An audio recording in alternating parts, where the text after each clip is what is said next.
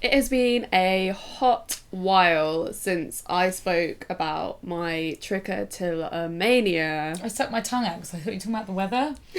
It's like, it's been a hot day. I mean, it also is really hot. First of all, for anyone that hasn't seen any of my posts or my videos about this already, trichotillomania is a mental health disorder, problem, which means that I pull out my hair. Compulsively. It's sort of a mixture of like, it's got aspects of OCD and anxiety, and they having two of those in like small portions added together kind of create the trichotillomania, I think. What do you think compels you to do it? Like, what is it about the hair specifically? Yeah, there has been different things at different times. It depends how I fluctuate in how much I do it. So it can happen more when I'm really, really stressed, if I'm feeling sad. But sometimes I'll just get into the habit where I'm literally doing it for no reason. Fucking habit. Just all the time. And that's one of the hardest things about trichotillomania, is that it becomes a habit from probably starting from something that was like quite stressful or anxiety or something that was making you feel sad.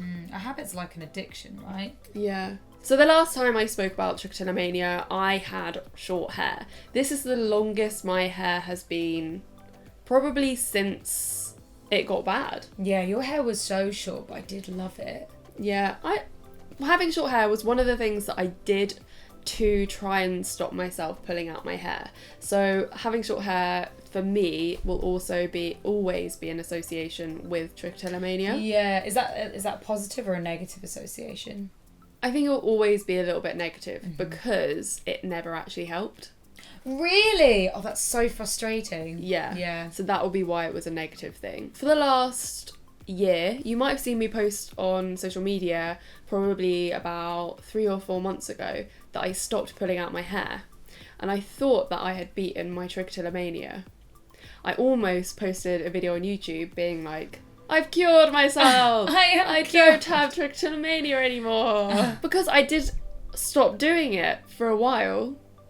But my life kind of changed and turned upside down again, and it came back. I started a new job and it was very stressful.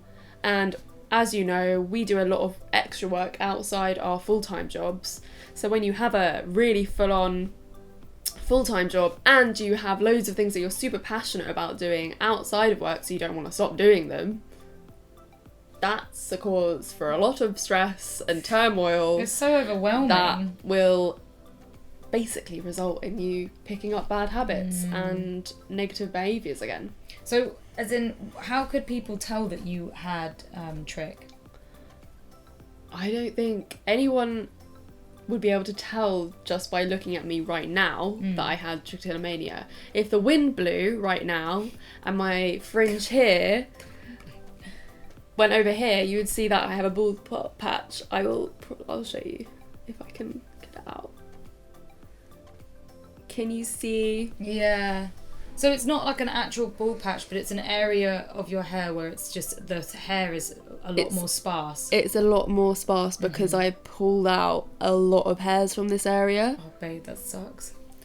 So, but by moving my parting slightly further this way again, I can hide it. What tends to happen is you find a patch that feels particularly nice and comforting, because trichotillomania at the end of the day is something that you do to comfort yourself. Yeah. It's a ritual, it's a feeling, a sensation that you find pleasurable and comforting. A bit like with overeating or obsessively cleaning. Yeah. I think you can link it a lot to the same feeling overeating would do, because eating loads of food feels really great at the time, and then afterwards you're going to feel really bad about it. Yeah, of course, yeah. And you'll hate yourself for it. And that's pretty much what trichotillomania is and what it feels like. So I just wanted to talk about the fact that I thought that I had pretty much beaten it. My life turned upside down, and it's gone pretty bad again. I was seeing a therapist for about a year, and she helped me stop doing it through talking about not just trichotillomania, but like focusing on all the negative thinking and thoughts and anxieties and other things that were going on in my life. So it was kind of like normal counselling and talking therapy, but through dealing with all those problems and being able to figure out those problems, put them in their places in my mind, then I was less likely to be stressed, which would then trigger the trichotillomania. Yeah. So it was taking all the triggers away and then slowly breaking the habit. It's like a coping mechanism your body's just got used to doing. Yeah. And you might think it's quite random that we're talking about things like this on a channel all about sex. Yeah. But we think it's really important to talk openly and honestly about mental health as well. Hell yeah. It's so important because everything, like your mental health revolves into sex. And your sex life is all connected to your mental health. Like, have you noticed a difference in your sex life, you know, while you've noticed a difference in your trick? I mean, I don't know if they're interlinks really. I mean, I think mine recently has been, I've been really up and down with depression recently. And kind of just not really knowing why either. And through having depression, I've had a lower sex drive. And I usually have a really high sex drive for when I can go without sex for like 3 months and not even notice. It's like, hang on, that's not normal for me. What kind of advice can you give us to help conquer? Yes. Or to manage, rather. To be honest, I should be giving myself this advice as well, because I know that I have some really good tips to get over it. I actually have on my phone, so I'm just gonna... It's probably good for you to go back over them. Like, I love going back over my notes. It reignites all this stuff. Yeah. So, one of my top tips was to make my hair feel and look healthier. Part of trichotillomania is the texture and the feel of your hair. And like, if you have like a dry, rough, like almost like frizzy piece of hair, you'll be way more likely to like want to touch it. Oh no, oops, it fell out. And then you'll be like, oh, that feeling up there was really nice, so I'm going to continue doing that. So investing in products that your hair loves and making your hair look better is really beneficial. That's one of my top points. I'm not promoting Lush in particular, but Lush products have been perfect for my hair. They're all natural, and spending that little bit of extra money on my hair products has made a world of difference. And also hair oils, not Lush ones. I use one called Verb, which is really, really good, and it just like makes the texture of my hair so much nicer. This is really, really good. Finding something else to do with your fingers. So last year at Christmas, I took up knitting. Oh, yeah. So I was sitting on my sofa knitting, whereas usually I might have been sitting on my sofa watching TV and pulling out my hair. Instead, I was sitting on my sofa knitting, and I got really obsessive with it over Christmas. But good obsessive? Yeah, in a good way. But I kind of like, I'm such a fickle person that I got bored of it really easily. Maybe because of the season as well, because I was making presents. So it's kind of like I was doing it for a purpose. Is there anything else you can do other than knitting, like cross stitching? Yeah, exactly. All those little things like embroidery, or like sometimes little fidget toys help. Yeah, you had your fidget box. That was really cool. Yeah, I found knitting really helped because it had like an outcome. So it didn't feel like you were just doing something for the sake of it. It was like you were actually creating something. Therapy was really, really, really beneficial. Personally, for me, the best part about it was getting rid of all those underlying anxieties and problems first. Yeah. That was, I think, the most effective part of it. The root of the problem. Also, my therapist, I think I just had like normal kind of like counselling, talking therapy. You can do what was it? CBD. CBD. CBT. Cognitive behavioural therapy. Yeah. people do that for it. I have had that in the past for it and it didn't work out for me, but I feel like it would help other people because it's about like conquering habits and like OCD tendencies. Yeah, and also you might be more willing to accept what they're saying. Yeah. Like if you're, because like therapy is so dependent on if you're ready to make a change and if you're ready to listen, and a lot of the time they're telling you to do stupid things and like silly time wasting stuff that you're just like, I'm not going to do this, but it actually helps. Yeah, it really does help. Like writing a worry diary or something. Yeah, so my therapist gave me, she was like, okay, you're going to log every time you pull out your hair. Wow. So I made a little trick log. Having a trick log is really, really beneficial, and you'll hate it and you won't want to do it, but you need to do it because you need to keep yourself accountable. Yes. Yeah, you need to remind yourself that you're doing it because it's so ingrained in you that you just don't even realise it's happening. There's different ways of doing it, and I tried a few. So one of them was literally writing down every single time I pulled out my hair. And then you get to the end of the day and you're like, fucking hell, I do this way more than I even thought I was. Or you might be surprised and be like, oh, I do actually less than I thought I did. Yeah. I found that extremely hard because I did it a little bit at work and it was just like, how am I supposed to like literally write this down? I do it so much. Yeah. So I came up with a simpler solution with my therapist, which was to have a traffic light system. So green would be like a really good day I didn't pull out my hair.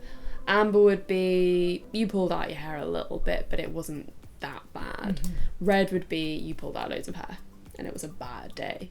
So I would have the days of the week and I would just say like, I'd have the colour that the day was, and then I'd write maybe next to it a little note like I pulled out loads of hair whilst I was sitting and watching TV. Was there a pattern that you saw, like what made you pull out more on like what day of the week, or was it like, you know, like maybe around your period? It was, well, for me, whenever I was less busy, the more time I had to sit down on the sofa by myself, the more I'd pull on my hair, which is why the knitting really helped, because it distracted me from that place that I always did it. But then I also realised that I did it a lot at work, a lot more at work than I thought I was, and that's because I wasn't enjoying my job and my job was stressing me out. That did help, and the longer I kept that and the more you see you have green days, and if you got like, I kind of need to reward myself, and like, so rewarding yourself for having like a week full of green days, you'd buy yourself a little house plant, or like have a nice glass of wine, or like, I don't know, that's just nice. Like something nice, something like self-care, something that's going to make you happy, something that's going to remind you what you achieved. Yeah, absolutely. And all these things, they do really, really help, but you also need someone that's going to keep you accountable, because you are never going to keep yourself accountable. That is what I have learned since I've stopped going to therapy. That's when it started again. And maybe if I was continuously seeing my therapist, I wouldn't be doing it, because she'd always be there like for me to say, I pulled out my hair and had a really bad day. Sometimes you just need someone to be there at the end of the week to tell you, okay, well, let's talk about those bad days and how can we turn them into good days. Because otherwise, if I don't have anyone to tell that I did loads of bad things, then I'm going to keep doing the bad things, right? Nobody knows. Yeah. Is there anything your partner does that actually helps you? Having a partner with trichotillomania can be problematic, because he gets stressed out when he sees me doing it, and he'll avoid talking to me about things that he thinks will stress me out because he doesn't want me to do it. Yeah, and that's complicated, isn't it? But I'll get angry at him if he's just like moves my hand away or does something like that, which can be beneficial but also makes you feel angry. It's a catch-22. You said at one point he just put his hand on your head and that seemed to really help. Yeah. And it wasn't like he wasn't telling you to stop, but it was like a reminder of like, hey, you noticed you're doing this. Yeah, there are things that you can do, like giving little head massages, like, I don't know, making it affectionate, not making it a big deal. Don't be like, don't do that. Don't like bat away the hand.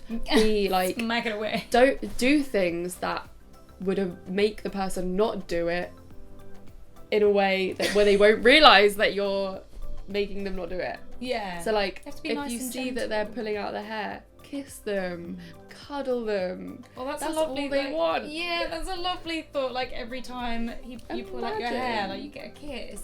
That would be really good. That would be lovely. Or I like mean, even it's just not a reward. asking. It's not a reward. It's literally just distracting you from doing it. It's breaking the habit. It's breaking the cycle. Or even just, you know, if you notice your partner doing it loads, then just asking like, hey, I've noticed you're doing this. Are you okay? Yeah.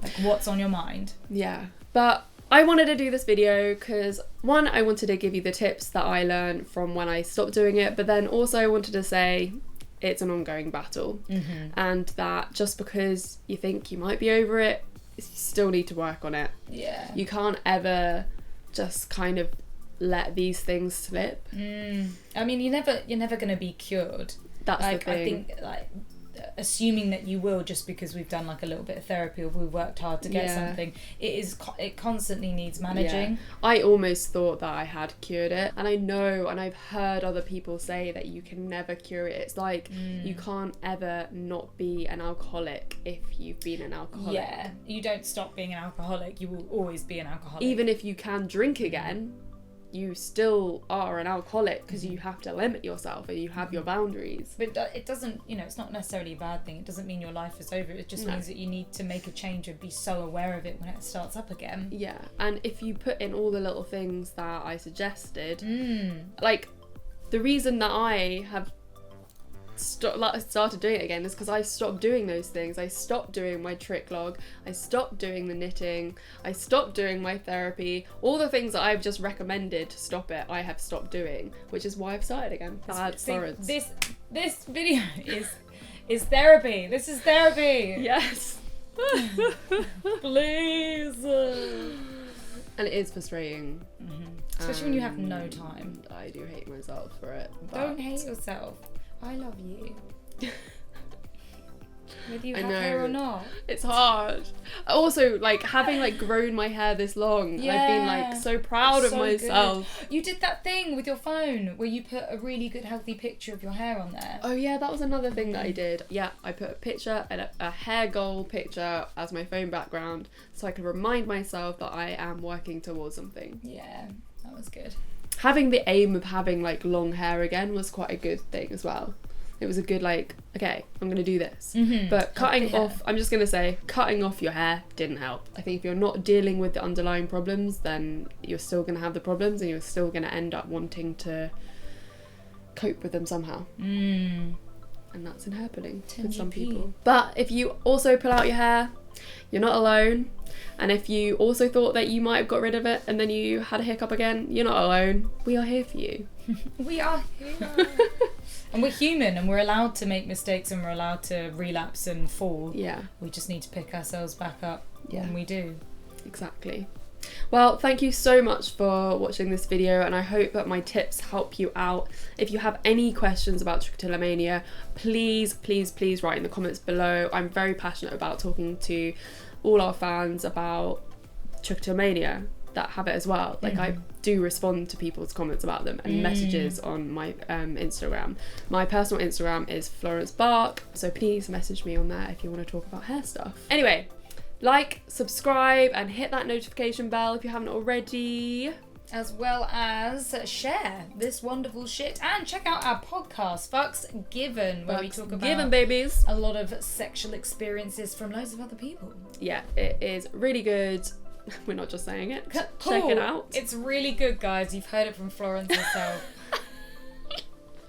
We will see you next week. See you next week. Bye.